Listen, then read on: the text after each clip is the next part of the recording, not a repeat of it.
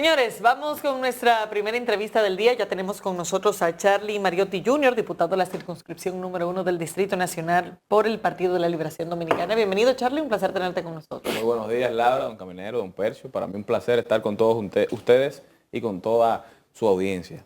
Charlie, gracias. Charlie, quisiera comenzar con esto. Uno de los temas que ha estado en la agenda de los partidos es la llamada candidatura independiente a propósito de la decisión del Constitucional.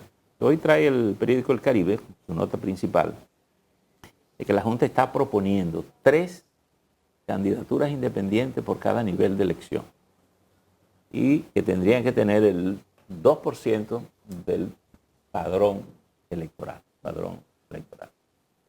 Este es un consenso que se ha hecho con los partidos. ¿Conocen los partidos de esta iniciativa de la Junta o es parte de lo que ustedes le han sugerido a la Junta Central Electoral? Mire, todavía el proyecto no llega a la Cámara de Diputados, sin embargo hemos estado investigando. Yo creo que en algún punto el Tribunal Constitucional se excedió en cuanto a sus atribuciones. Sin embargo, me parece que las candidaturas independientes vienen a enfrentar una situación que se viene dando en República Dominicana desde hace un tiempo. Porque, ¿qué pasó cuando el hoy presidente Luis Abinader y el PRM se vieron sin partido luego de la salida del Partido Revolucionario Dominicano? En vez de una candidatura independiente, entonces buscaron un partido minoritario. ¿Qué pasó cuando el expresidente Fernández parte del Partido de la Liberación Dominicana? En el mismo proceso lo vemos como candidato presidencial porque entonces se aliaron o construyeron una nueva fuerza política a partir de un partido minoritario. Entonces, esto simplemente viene a ponerle... Pero legalizado ante la Junta Central Electoral. Sí, claro, porque se establece que el mecanismo es a través de los partidos, pero esto simplemente viene a ponerle reglas, digamos, a una situación que se viene dando en República Dominicana. A mí me hace mucho ruido, sin embargo, en cuanto a las candidaturas plurinominales, con el tema del método de Hong, cómo podrán ser competitivas estas candidaturas. Entonces, si no analizamos el método, hablar de candidaturas independientes, por lo menos en las candidaturas a regidores, en las candidaturas ¿cómo a diputaciones, ser sustituidas en caso de que fallezcan o renuncien? Hay muchos temas que deben ser reglamentados para que esto no sea un eufemismo y sea una realidad, para que las personas que sienten que sus intenciones de aspirar, de llegar a alguna posición, no las representa ningún partido político y que tengan un asidero social, puedan entonces verdaderamente competir y que esto no sea simplemente letra muerta. Se ha dicho que los partidos tienen el propósito de eliminar las candidaturas independientes de la ley electoral. ¿Eso se ha considerado? A mí nadie me lo ha comentado y yo de manera particular creo que estas candidaturas vienen a fortalecer la democracia en República Dominicana. Pero hay una propuesta formal de parte del senador Rogelio Henao. Bueno, lo que pasa es que el senador Henao tiene varias propuestas sobre diversos aspectos y nosotros no necesariamente nos circunscribimos a las mismas. Sin embargo, en mi caso particular, yo entiendo que estas candidaturas vienen a aportar lo que deben ser reglamentadas para que, vuelvo y te digo, no se conviertan en letra muerta y realmente las personas que decidan aspirar a través de estas candidaturas independientes tengan la posibilidad de competir, porque si simplemente estamos tratando de darle un caramelito a la sociedad que no se siente representada por los partidos, en el último torneo electoral más del 50% del padrón electoral no acudió a votar. Y yo creo que eso nos manda un mensaje a nosotros como sistema de partido, que nosotros tenemos que renovar la oferta, renovar la conversación y sentarnos con las personas, a hablar no de los problemas partidarios, sino de los problemas que tiene la sociedad. Los partidos políticos. ¿Cuánto es el padrón electoral actual?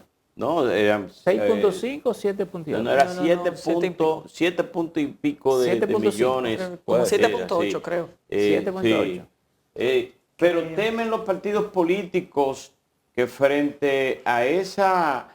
en el 2000 fueron un 46% que votaron. En el 24. En el 24, 46%. Bueno, que ese desapego de la población frente a los partidos políticos, que encuentre el caldo de cultivo en una figura independiente que no sea partidaria y se cuele en el poder. Yo creo que eso no debe ser un miedo de los partidos. Eso es una situación que todos debemos estar pendientes. Mire, decía el profesor Juan Bosch que las dinámicas latinoamericanas llegan a República Dominicana tarde, pero que llegan. Entonces nosotros solamente tenemos que vernos en los espejos de otros países que nos rodean, simplemente. Esa estabilidad económica, esa estabilidad financiera que nosotros hemos construido a través del tiempo, se basa en una democracia que ha sido cimentada en el apoyo popular. Entonces eso es lo que nosotros no podemos descuidar. Ahora, si el padrón es 7.5, el 2% serían 150.000 firmas. Eso es complicado conseguirla. Bueno, para una candidatura plurinominal, digamos, a una persona que está aspirando a una regiduría, una persona que está aspirando a una diputación, dependiendo el lugar donde esté, será un porcentaje del padrón. Se supone que el 2% al padrón general debe ser para las candidaturas presidenciales. Pero si usted lo que aspire a regidor, se supone que usted tiene que tener porcentaje de la circunscripción que usted va a representar. El tema es que yo lo que no quisiera es que la ley se convierta en una traba para que existan las candidaturas independientes, que son mecanismos que hoy en día nosotros tenemos con los movimientos, con la persona, dependiendo de la demarcación, sino que esto sea una realidad, que no sean trabas, porque ponerle a una sola persona la obligación de recoger 150,000 firmas también es un poquito complicado. Porque si es un regidor, es injusto que lo pongan a buscar el porcentaje del universo. Sin embargo, con el tema de los partidos políticos y de la democracia dominicana, miren, a mí me preocupa bastante que nosotros pasamos un proceso electoral y sin embargo seguimos en campaña constante. Yo creo que eso le manda un mal mensaje a la sociedad. El Partido de la Liberación Dominicana está en una campaña abierta. Mira, hay una conversación interna, hay una convocatoria para que se haga una, digamos, declaración de intención. Sin embargo, estas son las dinámicas de los partidos en oposición. Tenemos que mantenernos conversando y visitando a los compañeros. Ese es el trabajo de un partido en oposición. Sin embargo, cuando un partido en el gobierno, tan pronto pasan las elecciones, se enfoca de manera apresurada en una campaña interna destructiva, por más que quieran y por más que tengan capacidades, los más de 7 presidenciables del partido de gobierno que se mantienen en constante proselitismo han descuidado sus funciones y eso es algo natural. Usted no puede atender tantos cartones. Entonces, lamentablemente, por mantenernos en política electoral, los que están llamados a construir las políticas públicas siguen descuidando los servicios a los que la gente debe tener acceso. Entonces, hay tiempo para hacer campaña. Eso daña al país, pero política pública. Ayuda a la oposición, si fuese así. Lo que pasa, don Percio, es que hay momentos y los momentos tienen que entenderse. Entonces, los partidos que supuestamente la unificación de las elecciones para que solamente sean en mayo todos los niveles electorales, era para dejar a la gente descansar. Nosotros de manera particular en el hemiciclo. En el caso particular del PLD, ¿le parece correcto que el partido quiera replicar un poco la experiencia pasada de adelantar bajo algún subterfugio la selección o identificación del potencial candidato presidencial?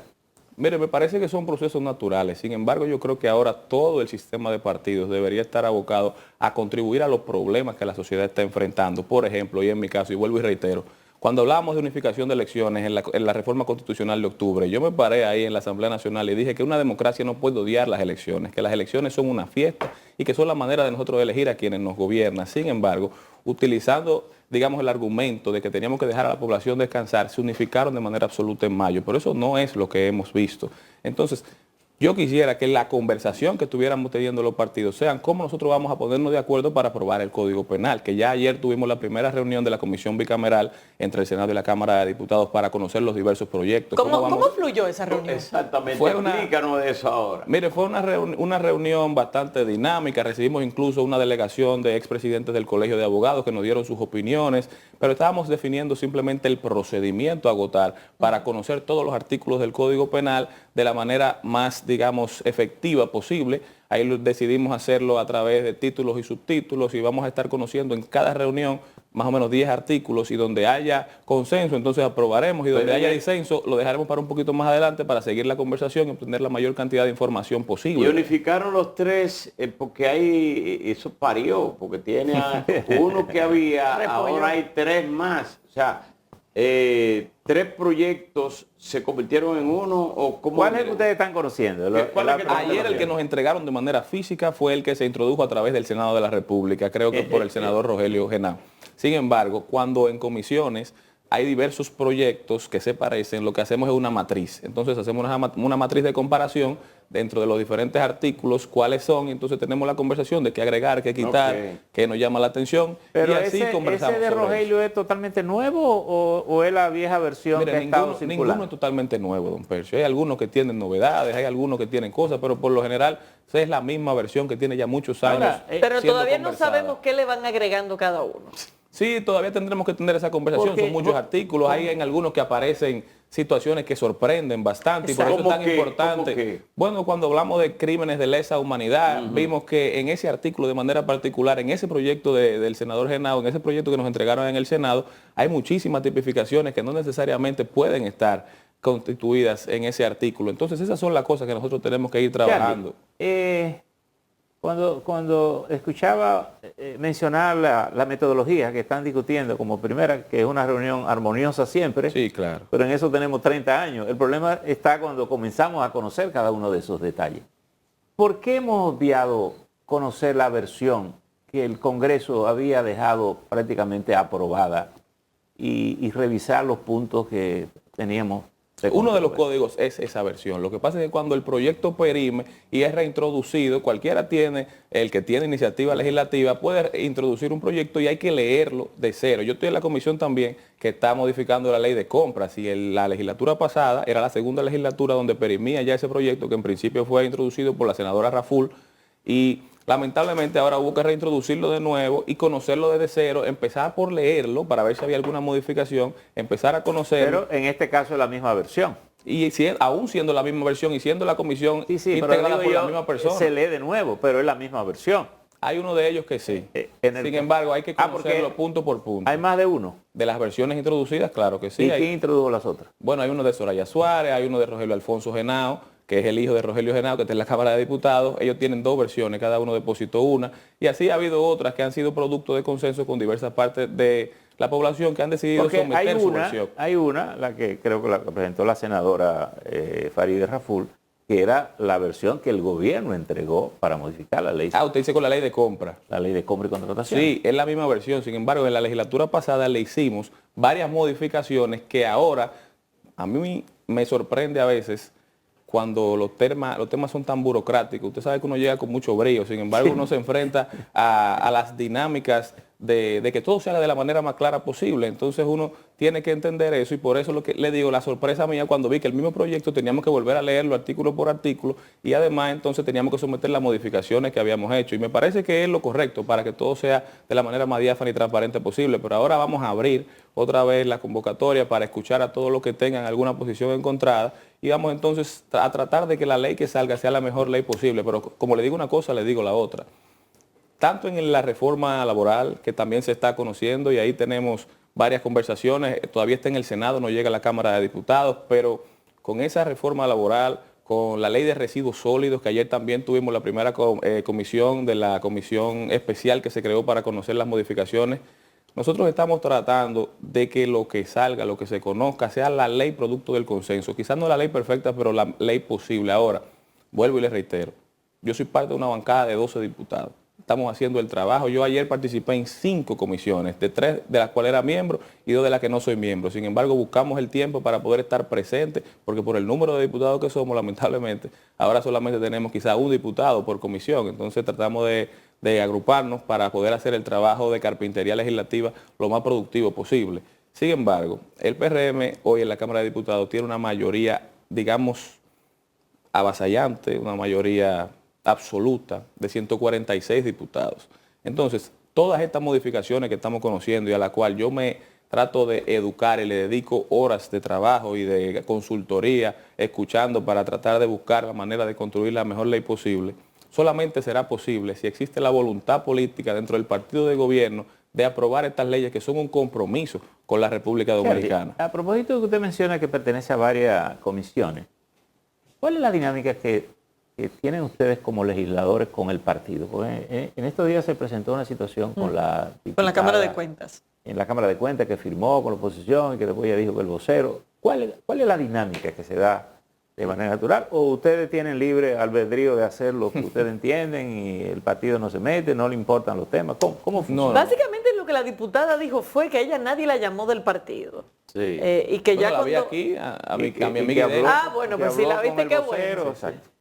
Mire, nosotros tenemos una bancada que está liderada por el vocero histórico del Partido de la Liberación Dominicana, 10 veces vocero creo que cumple en esta vocería, Gustavo Sánchez. Y siempre nos mantenemos en constante conversación. Tenemos reuniones los lunes, ahora tenemos como enlace legislativo al 2 veces diputado director de la CAS, Alejandro Montaz, que también se encarga de ser ese vínculo, digamos, ese puente entre los diputados, el partido y el comité político y los órganos de dirección.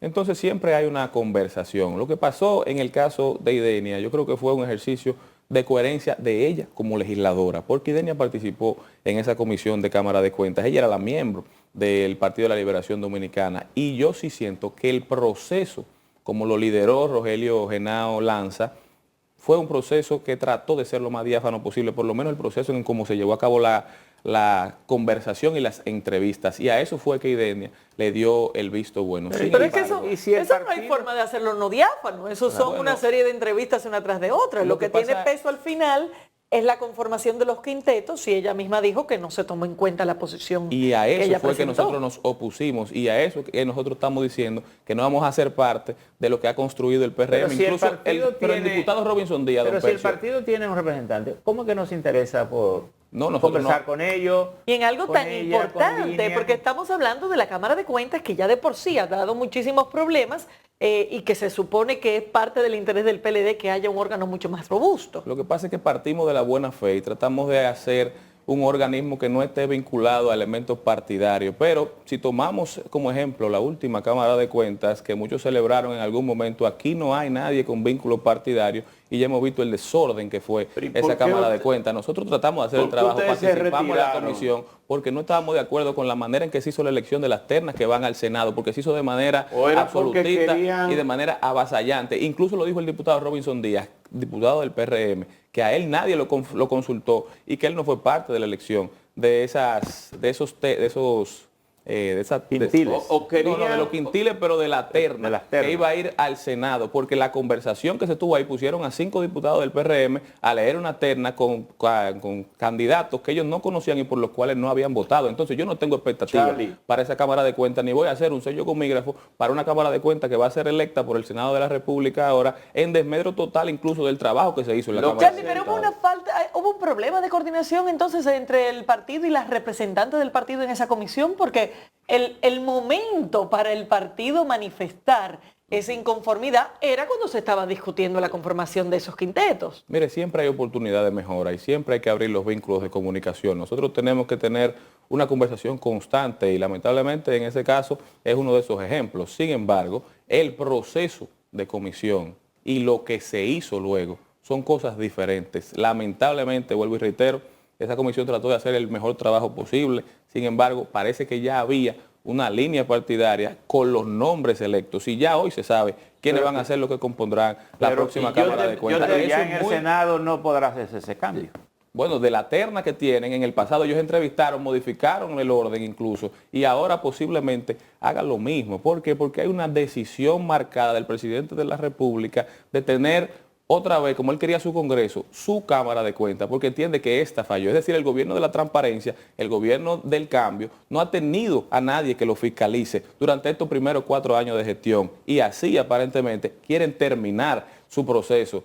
Y yo creo que eso es lo que le hace mucho daño a la institucionalidad, Charlie, y al gobierno dominicano. ¿Y no sería que los partidos querían negociar esa Cámara de Cuentas?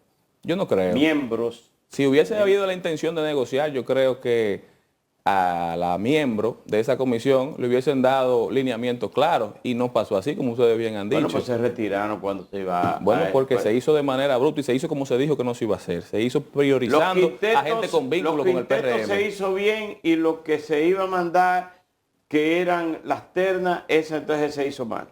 Es lamentable. Y eran los mismos miembros y las mismas personas que estaban entre los quintetos. Yo creo que el país no se agregó a más nadie. Veremos cuando salgan electos los miembros, esos miembros que va a elegir el Senado también con su mayoría PRMista. La cosa hay que llamarla como son. Yo siento que nosotros tenemos que dejar de utilizar palabras que lamentablemente pueden confundir a la población. El PRM quiere su Cámara de Cuentas y quiere seguir con una Cámara de Cuentas que no lo fiscalice a ellos, lamentablemente. Eso es lo que yo percibo. Y lamentablemente eso es lo que va a pasar. Nosotros tenemos que tener una Cámara de Cuentas, en el mejor de los casos, que no solamente fiscalice que se está gastando el dinero en lo que tiene que gastarse, sino que se está gastando bien también. Ese es el fin de esa Cámara de Cuentas. Dice Alfredo Pacheco que ellos son responsables de esa Cámara de Cuentas. Claro. la retirada de ustedes. Que el PRM se responsabiliza de esa Cámara. Y esa es la realidad, como es responsable de esta también. De esta que tenemos hoy en día también son responsables. Entonces, esas son las dinámicas que se vienen No, dando. hace 4 años no tenían el control. No el control, pero tenían la mayoría también. Tenían Tenían la Seguían mayoría teniendo también. mayoría. Entonces, Sí. las cosas que pasaron en el 2012 al 2020, muchas de ellas fueron responsabilidad del PLD, las buenas y las no tan buenas, y hasta las malas. Entonces, lo que pasa del 20 al 24 y al 28 también será responsabilidad del PRM. ¿Por qué? Porque lo estamos viendo, tienen una mayoría, la están utilizando y no la están utilizando necesariamente para beneficiar a la mayoría de los dominicanos, sino para beneficiar a un pequeño grupo de amigos en los diferentes aspectos. Gracias por estar Muchas con nosotros. gracias, Charlie. Gracias a Señores, ustedes. Un placer. despedimos a Charlie Mariotti Jr., diputado de la circunscripción número 1 del Distrito Nacional por el Partido de la Liberación Dominicana. Vamos a una pausa, enseguida volvemos.